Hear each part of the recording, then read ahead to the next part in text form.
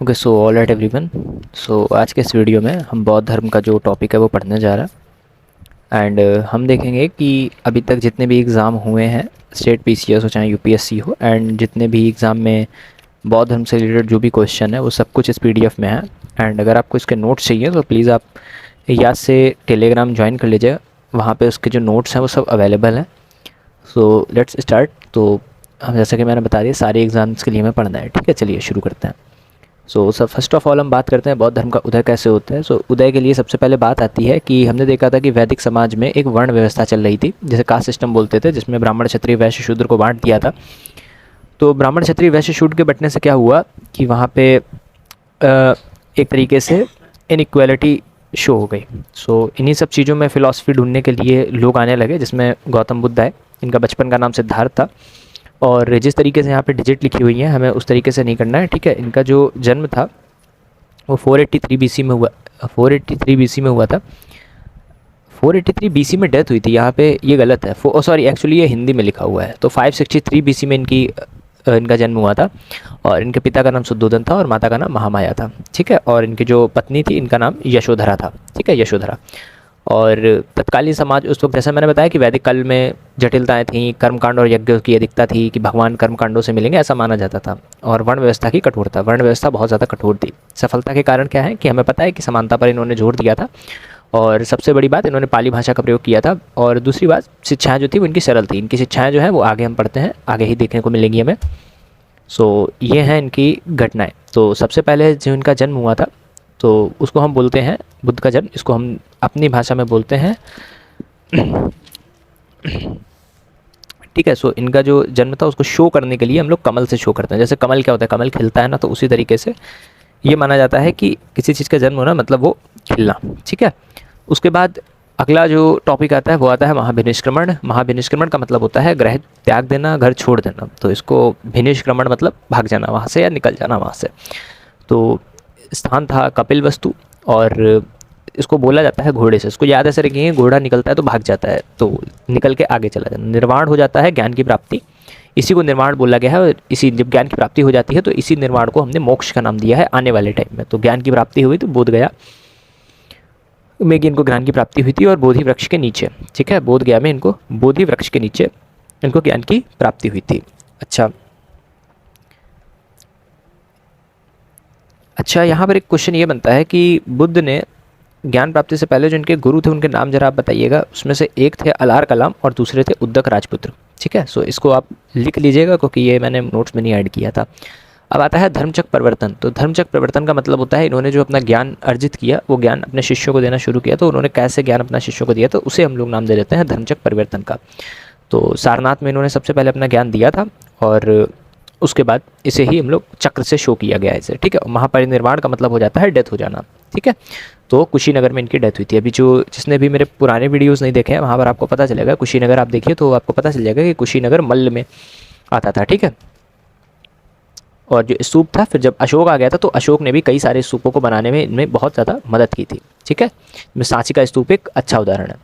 4 आर्य सत्य इनके अकॉर्डिंग थे। इन्होंने ये देखा कि जीवन में दुख है और सिर्फ दुख ही है, ठीक है। और उस दुख के निवारण का एक कारण है, उस दुख का एक कारण है जो है तृष्णा। तृष्णा मतलब हो जाता है इच्छा, किसी चीज़ की इच्छा। और इन्होंने कहा इसका एक निरोध होता है। निरोध क्या होता है, उसको दूर किया जा सकता है। कैसे किया जा सकता है, उसके लिए इन्होंने अष्टांगिक मार्ग दिया कि हमारा जो अष्टांगिक मार्ग है वो आपने अभी अष्टांगिक मार्ग आगे देखेंगे, ठीक है।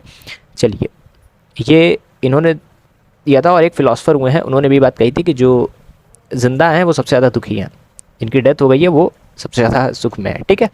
चलिए अष्टांगिक मार्ग की बात करते हैं। तो सबसे पहले विजडम की बात इन्होंने करी है कि जब तक आपके पास विजडम नहीं होगा तब तक आप आगे काम कर नहीं पाओगे। तो विजडम में इन्होंने सम्यक दृष्टि की बात करी है।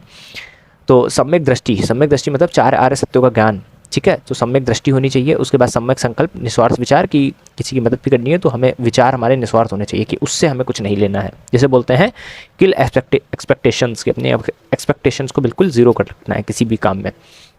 फिर आता है समाधि, जिसे बोलते हैं समाधि मतलब बुरे विचारों को रोकना, जिसमें आता है सम्यक व्यायाम। और फिर आता है सम्यक स्मृति, शरीर और मन के प्रति जागरूकता कि हमें अपने शरीर और मन के प्रति मतलब अपने काम करने हैं कि हमारा मन किस तरफ भागता है, हमें ध्यान रखना है। और फिर आता है मेडिटेशन, ये बहुत इंपॉर्टेंट है, ठीक है। और मेडिटेशन पे ही ओशो ने भी सबसे ज़्यादा जोर दिया है, ठीक है। फिर आता है आगे की बात कि फिर आती है एथिकल कंडक्ट कि जब आप इतना कर लोगे, आपको विजडम हो जाएगा और आप डिसिप्लिन में रहना शुरू कर दोगे, तब आते हैं आपके ये एथिकल कंडक्ट। एथिकल कंडक्ट क्या होता है? सम्यक आजीव, मतलब सदाचारपूर्ण जीवन यापन की, ऐसा जीवन यापन करना जिसमें आप सदाचार, मतलब जिसमें आप कोई एक्टिविटी, सेक्सुअल एक्टिविटी वगैरह नहीं कर सकते, ठीक है। और अहिंसा और सत्कर्म भी हमें यहीं पे सिखाए गए थे। अहिंसा मतलब किसी को मार के नहीं खाना है, और सत्कर्म मतलब अच्छे कर्म करने हैं। अच्छा, मार के नहीं खाना है, यहाँ पर एक वो आ जाता है कि बुद्ध ने ये कहा था कि तुम कटोरे में भिक्षा लोगे और भिक्षा में जो भी आ जाएगा वो तुम्हें खाना है। तो यहाँ पे आ जाता है सम्यक कर्म, ठीक है। तो सम्यक वाक मतलब हमें बोलना सत्य है और मधुर बोलना है, हम क्यों गलत बोलेंगे। तो ये इनका अष्टांगिक मार्ग था, और इस अष्टांगिक मार्ग के तहत हम दुखों से निवारण पा सकते थे अकॉर्डिंग टू हिम। तो चलिए आगे बात करते हैं।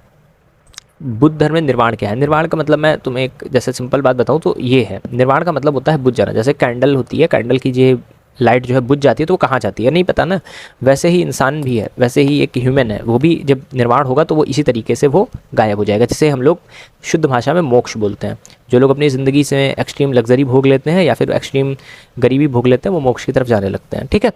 तो इन्होंने नीति नीति की बात करी है, जिसमें इन्होंने ये कहा है, दार्शनिक नागार्जुन अनुसार निर्वाण ना तो अस्तित्व है और ना ही गैर अस्तित्व है। इसका मतलब है कि आप हो ही नहीं, ठीक है। ये फिलॉसफी बहुत अंदर की है।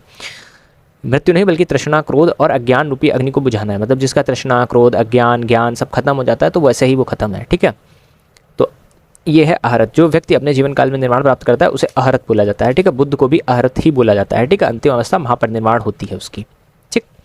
चलो प्रमुख बौद्ध सिद्धांत की बात करते हैं। तो इनके जो त्रिरत्न थे, बौद्ध धर्म संघ, बौद्ध का मतलब हो जाता है इनलाइटेंड वन, मतलब जो बुद्ध जिसको ज्ञान प्राप्त हो गया है। धम्म मतलब उसकी जो टीचिंग्स हैं, और संघ जो उनके ऑर्डर है, जिनमें वो मोनास्टिक ऑर्डर मतलब जो उनका संघ है जिसमें वो लोग रहते हैं, ठीक है। मध्यम मार्ग इनका ये था कि मध्यम मार्ग की बात करते हैं, और ये इनका पहले बाद में बात करते हैं, पहले अनात्मावाद का बात करते हैं। अनात्मावाद का मतलब होता है कि आत्मा में विश्वास नहीं करते हैं कि हमारी कोई आत्मा नहीं होती, और हमें कर्म, लेकिन उन्होंने कर्म, क्योंकि कर्म और पुनर्जन्म, कि तुम कर्म करते हो, गलत कर्म करोगे तभी तुम्हारा पुनर्जन्म होता है, और अच्छे कर्म करते हो तो भी तुम्हारा पुनर्जन्म होता है, जैसे पाप और पुण्य में डाल दिया गया। भगवत गीता में भी यही स्वरूप वर्णित किया गया है। तो अतिवादी तपस्या, ये आता है इनका मध्य मार्ग। मध्य मार्ग मतलब मिडल पाथ, कि तुम कैसे निकल सकते हो। अतिवादी तपस्या की कठोर शारीरिक कष्ट और अत्यधिक विलासिता दोनों से बचना, कि हद से ज़्यादा अटैच नहीं होना है विलासिता में, और हद से ज़्यादा अपने आप को कठोर शारीरिक कष्ट नहीं देना है। तो बीच का रास्ता अपनाओगे, चुप्पे से अपना मोक्ष की तरफ निकल जाओगे। ये अकॉर्डिंग टू बुद्ध था। बुद्धों के चक्र की बात कर लेते हैं। खैर ये इतना इंपॉर्टेंट नहीं है, लेकिन मैंने कर लिया है तो अब देख लेते हैं। पहले ये क्रकुच्छंद, कनक मुनि, कश्यप, शाक्य मुनि और मैत्रेय, ठीक है। तो सबसे पहले ये होता है नैतिक आचरण पर जोर दिया जाता है। उसके बाद हम लोग करुणा और ध्यान, मेडिटेशन पे जाते हैं। उसके बाद ज्ञान और एथिक्स पे जाते हैं। उसके बाद वर्तमान युग में बुद्ध के जो 4 आर्य सत्य हैं उनकी बात, और उसके बाद आते हैं भगवान बुद्ध ने जो वर्तमान तुषित स्वर्ग में निवास करते हैं, ये बात भूली गई है, ठीक। चलिए ऐतिहासिक विस्तार संरक्षण, ये हमें ज़्यादा पढ़ना है कि यहाँ क्या हुआ था। ये है मगध पीर, यहाँ पे इतने में एरिया में मगध था। हमने जो 16 महाजनपद पढ़ रखे हैं, जिसने 16 महाजनपद वाला वीडियो नहीं देखा है, एक बार आप देख लीजिएगा, वहाँ से आपको काफ़ी ज़्यादा क्लैरिटी मिल जाएगी। तो सबसे पहले मगध में बिंबिसार आया था। हमें पता था, हंसना मोए में याद रखना है कि सबसे पहले हर्यक, फिर शिशुनाग, फिर नंद और फिर ये मौर्य आए थे, ठीक है। तो सम्राट अशोक की भूमिका ये थी कि सबसे पहले उन्होंने कलिंग का युद्ध किया था। अच्छा आपको बताना है कि कलिंग का युद्ध कौन से शिलालेख में उसने बात करी अपने कलिंग के युद्ध की, तो ये मैं पिछले वीडियो में बताया था, सो आपको बताना है, ठीक है। ओके, सो स्तूपों का निर्माण कराया, ठीक है, और धर्म के लिए दूत अपने श्रीलंका भेजे, जिसमें उसने अपने जो बेटे थे और बेटी थी उनको भी भेज दिया था, ठीक है। अच्छा 20वीं सदी में बी आर अम्बेडकर ने दीक्षा भूमि नागपुर में 99 में, हाँ, तो बौद्ध धर्म के जब बी आर अम्बेडकर की डेथ होने वाली थी तो उन्होंने भी बौद्ध धर्म को ही अपना लिया था। तो भारत और नेपाल में 4 प्राथमिक स्थल है, ठीक है, तीर्थ स्थल, जिनको हम बात करते हैं जो बौद्ध से रिलेटेड है, जिसमें सबसे पहले हमारा लुम्बिनी है जहाँ पे बौद्ध का जन्म हुआ था, बोध गया जहाँ पे उन्हें ज्ञान प्राप्त हुआ था, सारनाथ में जहाँ उन्होंने पहला उपदेश दिया था, और यहाँ पे जो है धानेक स्तूप है, और यहाँ पर हमारा महाबोधि मंदिर है। बोधि, देखो बोध से ज्ञान होता है और बोधि से महाबोधि मंदिर, इसको इस तरीके से याद कर सकते हो।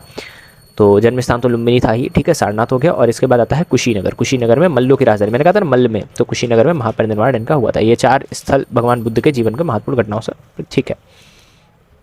अन्य प्रमुख बौद्ध स्थल और मठ की बात करते हैं तो बिहार व यूपी है, जिसमें हमारा राजगीर, जिसमें आपको पता होगा कि राजगीर क्या था, पहले लेता हूँ। तो ये है राजगीर। राजगीर हमारा जिन्होंने पुराना वीडियो देखा है तो मगध की राजधानी थी राजगृह, वहाँ का एरिया था, ठीक है। श्रावस्ती, श्रावस्ती कहाँ की राजधानी थी आपको बताना है, ठीक है। वैशाली, ठीक। और नालंदा, नालंदा का है प्राचीन बौद्ध विश्वविद्यालय था, इसको ध्यान रखना है, ये बौद्ध विश्वविद्यालय था, ठीक है। उसके बाद आ जाते हैं महाराष्ट्र व मध्य प्रदेश में हमारी गुफाएं हैं जिसमें अजंता और एलोरा की गुफाएं मिल जाती हैं, और सांची में अशोक के द्वारा निर्मित जो स्तूप है वो मिल जाता है। तिब्बत के में बात कर लेते हैं तो सिक्किम में रूमटेक और प्योमस्तांग, ये इनके क्या है, ये है इनके स्थल मठ, ठीक है। और अरुणाचल प्रदेश में तवांग मठ है जो भारत का सबसे बड़ा मठ है, इसको ध्यान रखना है, तवांग मठ, ठीक, तवांग मठ भारत का सबसे बड़ा मठ है। और हिमाचल प्रदेश में धर्मशाला है जिसको दलाई लामा जिसमें निवास करते थे, ठीक है, और यही दलाई लामा आए थे भारत में, ठीक है, जब भारत और चाइना की फाइट हुई थी उस टाइम पे, ठीक। तो चलिए यहाँ तक तो हमारे नोट से कंप्लीट हो जाते हैं। इसके अलावा जो कुछ टॉपिक्स हैं जो कि मैं आपको बता देता हूँ कि इनकी जो बैठकें हुई थी वो हमें देख लेनी है। सो उन बैठकों को मैं नोट्स में 1 मिनट कवर कर देता हूँ। सो 1 सेकेंड।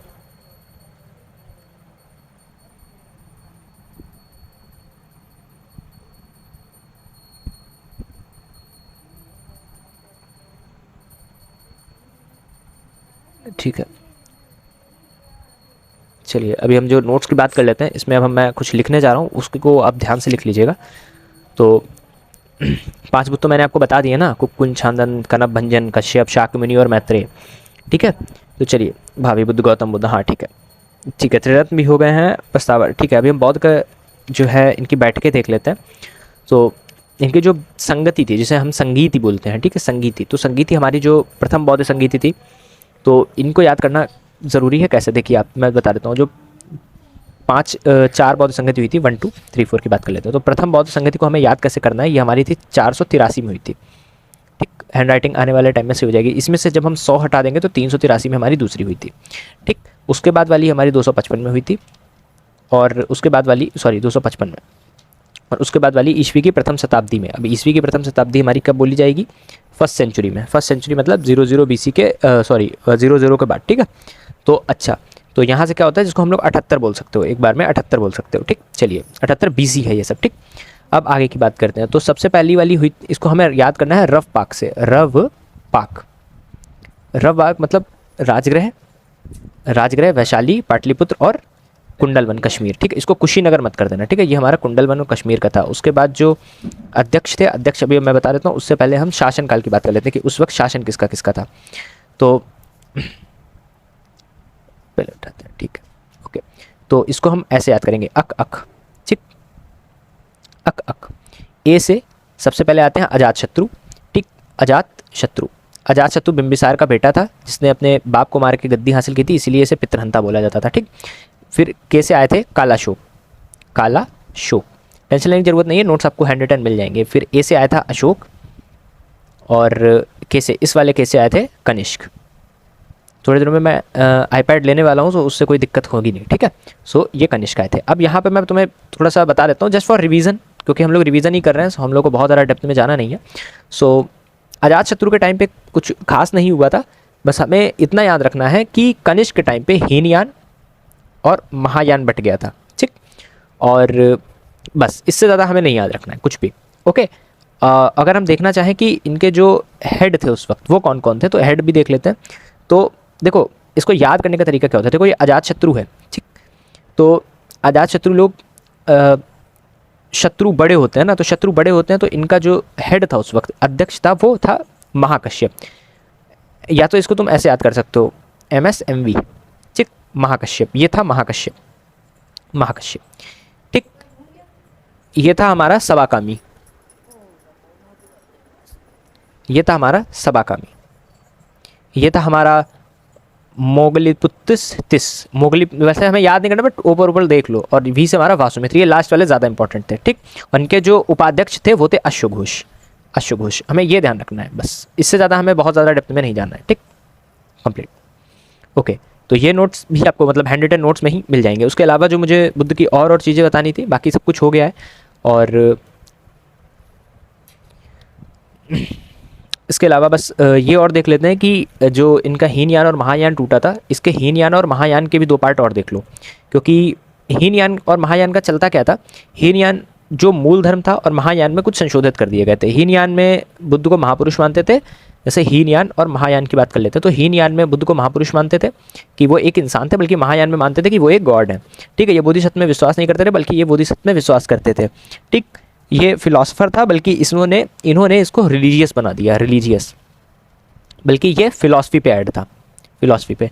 अच्छा, तो जो सबसे बड़ी बात आती है, हीनयान को भी दो भागों में तोड़ दिया गया था। हीनयान को जो दो भागों में तोड़ा गया था, अब यहाँ पे क्वेश्चन बन जाता है कि, और जब यहाँ पे क्वेश्चन बनता है ना तो बच्चा ढूंढता है कि कहाँ से क्वेश्चन बन गया। तो हीनयान के दो भाग टूटे थे, जो कि भाग थे वैभाषिक और सैद्धांतिक। ठीक, वैभाषिक और सैद्धांतिक, मैं बोल रहा हूँ उसको लिख लो आप। ठीक, आने वाले टाइम में मैं लिख दिया करूँगा। और कालांतर में जो महायान संप्रदाय टूटा था, इसके भी दो भाग हो गए थे, जिसको बोलते थे शून्यवाद और विज्ञानवाद। ठीक, शून्यवाद और विज्ञानवाद, जिसमें शून्यवाद नागार्जुन के द्वारा आया था। जूम करके लिखूंगा तो अच्छा लगेगा। शून्यवाद हमारा नागार्जुन के साथ आया था, नागार्जुन। और विज्ञानवाद हमारा मैत्रेय नाथ के साथ आया था, मैत्रेय नाथ, मैत्रेय। अब मैत्रेय कौन थे बताओ जरा। मैत्रेय, अभी मैंने आपको बताया था कि जो 5 बुद्ध हुए हैं उसमें से जो अंतिम बुद्ध थे वो मैत्रेय भावी बुद्ध बोले जाते हैं। ठीक, मैत्रेय नाथ। अच्छा, इधर से भी देख लेते हैं। इधर से जो वैभाषिक था, वैभाषिक और सैद्धांतिक के कौन थे इसमें? अच्छा हाँ, वैभाषिक और सैद्धांतिक तो ठीक है, यहाँ तक छोड़ देते हैं। अच्छा, अब यहाँ पर जो बात आती है मिलिंद पंडो पुस्तक के बारे में। अभी ये क्वेश्चन आपसे बनता है कि ये जो मिलिंद पंडो पुस्तक है, ठीक, आपको चलो मैं ही बता देता हूँ, आप क्या बताओगे कि ठीक है मैं बता देता हूँ, क्योंकि जो लोग नोट्स बना रहे हो वो देख लोगे। तो मिलिंद पंडो पुस्तक रिटन किसने लिखी थी सबसे पहले तो, और मिलिंद पंडो पुस्तक में लिखा क्या है? तो इसमें क्या लिखा है, इसमें जो हमारे किंग मिलिंद हुए थे, मिलिंद और नागार्जुन, जिन्हें भारत का आइंस्टीन बोला जाता था, ठीक, नागार्जुन का संवाद लिखा हुआ है इसी के टाइम पे। ठीक, ठीक है, चलिए इसके अलावा और नोट्स क्या करने हैं? हाँ, पिटक भी देख लेते हैं यहीं पे। ये मैं अपनी तरफ से कर रहा हूँ क्योंकि ये पीपीटी में मैं ऐड नहीं कर पाया था। ठीक है, सो नेक्स्ट टाइम नोट्स तो आपको वो पीपीटी वाले मिल जाएंगे, प्लस ये नोट्स भी आपको साथ ही में मिल जाएंगे। तो सबसे पहले अब हम बात कर लेते हैं इनके पिटक के बारे में, जो इसकी लगभग सबको पता ही रहते हैं। ठीक है, इनके जो पिटक थे 3 पिटक थे, और इनको ऐसे ही याद करना है। कैसे? पहला सूत्र पिटक, दूसरा विनय पिटक, और तीसरा था अभिधम्म पिटक। ठीक, अब सूत्र पिटक याद कैसे करना है? सूत्र पिटक में जो सूत्र देखो, सूत्र क्या होते हैं? सूत्र फॉर्मूला, और फॉर्मूला कैसे याद किए जाते हैं भाई? फॉर्मूला वचन, ठीक है, कि जो बोली गई, बुद्ध ने जो बोला, मतलब सूत्र पिटक में था जो बोला। रुको, इसको हम सूत्र पिटक लिख देते हैं वरना याद होने में दिक्कत होगी। सूत्र पिटक, विनय पिटक और अभिधम्म पिटक। वीडियो को आप टूब पे देखोगे तो आपको काम आएगा। ठीक है, सूत्र पिटक, विनय पिटक और अभिधम्म पिटक। अभी ठीक है, तो सूत्र पिटक में क्या था? इनके फॉर्मूले थे। फॉर्मूले कह सकते हैं या हम कह सकते हैं वचन या बोली। ठीक है, स्टेटमेंट बोल सकते हैं, स्टेटमेंट।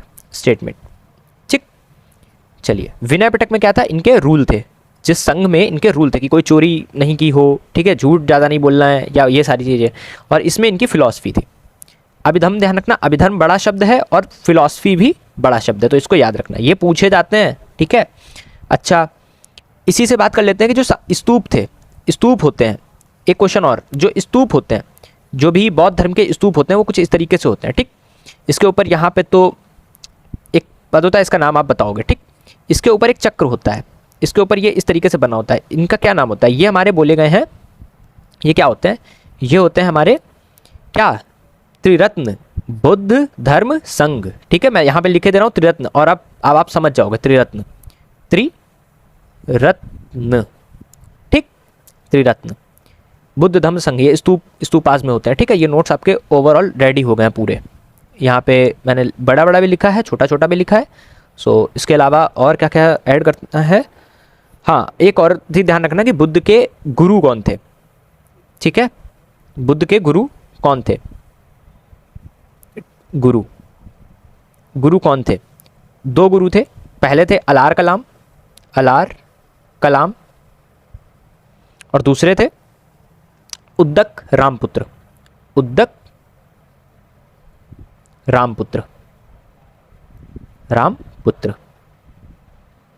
ठीक, ये 2 गुरु थे। ठीक है, इसके अलावा कुछ नहीं पूछना है। और ये ध्यान रखना कि बुद्ध की जो महापरिनिर्वाण जो हुआ था वो वैशाखी पूर्णिमा को हुआ था। ठीक है, बाकी तो आप समझ ही गए कि वैशाखी पूर्णिमा को हम लोग बुद्ध का वो बनाते हैं, बुद्ध पूर्णिमा बोलते हैं। ठीक, ओके, सो यहाँ तक हमारा बौद्ध धर्म कंप्लीट होता है। और मैंने जो इंपॉर्टेंट टॉपिक्स हैं, क्वेश्चंस है, वो भी मैंने यहीं पे ऐड कर दिए हैं आपको, ताकि आपको दिक्कत ना हो, ठीक है। सो हालांकि हैंड राइटिंग में अभी दिक्कत आ रही है, आने वाले टाइम में आईपैड से मैं पढ़ाऊँगा तो कोई इतनी प्रॉब्लम नहीं होगी। सो चैनल को सब्सक्राइब कर लेना एंड ऐसे वीडियोज़ के लिए। एंड ये नोट्स आपको, ये जितना भी नोट्स है ये सब आपको टेलीग्राम पे मिल जाएगा, ठीक है। ओके, यहाँ पे ये हमारे नोट्स। तो इन नोट्स के लिए आपको कुछ नहीं करना है, आप सिंपली टेलीग्राम ज्वाइन कर लेना। आप सिंपली यहाँ पे टेलीग्राम ज्वाइन कर लेना और वहाँ पर आपको सारे जो नोट्स है वो मिल जाएंगे। लिंक आपको डिस्क्रिप्शन में मिल जाएगी, डिस्क्रिप्शन में, ठीक है। और नोट्स पसंद आए तो एक लाइक कर देना, ठीक। और बाकी सब्सक्राइब कर देना, बाकी आप कर तो देते ही हो, उसकी कोई दिक्कत नहीं है, ठीक है। सो ओवरऑल यहाँ पे भी अच्छा मैंने पेज ऐड कर रखा था पढ़ाने के लिए। खैर चलिए, मैंने दूसरे नोट्स पे कर दिया तो कोई इश्यू नहीं है, मैं इस पेज पे वो डाल दूंगा, ठीक है। मैं यहीं पे आपका एक पेज ऐड कर दूंगा। Okay, so thank you so much for watching this video and follow for such amazing this content. And फिर मिलते हैं ऐसे ही एक नेक्स्ट वीडियो में। बाय।